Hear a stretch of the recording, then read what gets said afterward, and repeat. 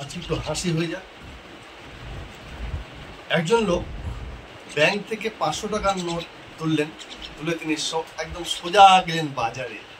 আলুর দোকানে গিয়ে বলেন, দাদা আমাকে আলু দিন, আরো সবজি দিন। তিনি দিলেন সবজি, নেওয়ার পর তিনি 500 টাকার নোটটা দিলেন। সবজিওয়ালা তাকে জিজ্ঞাসা করছে, আরে দাদা এটা জাল কিনা আমি কি করে বুঝবো? দেখুন দাদা, আমি তো নোটটা এখনই ব্যাংক থেকে নিয়ে আসলাম, এটা জাল না। কিন্তু আমি কি করে বুঝবো নোটটা জাল কিনা? আরে ভাই বলছি তো আমি ব্যাংক থেকে নিয়ে আসলাম, নোটটা জাল না। এই শুনতে শুনতে পাশে একজন লোক বলে, দাদা আছে আমার কাছে, তার সুরাহা আছে। আপনি প্রথমে নোটটাকে পেঁচাবেন, পেঁচিয়ে সুতো বাঁধবেন, সুতো বেঁধে জলে ফেলবেন, ফেলে নিয়ে টানবেন। যদি মাছ উঠে যায় তাহলে ভাববেন নোটটা জাল, আর যদি মাছ না ওঠে তাহলে ভাববেন নোটটা জাল নয়। কেমন?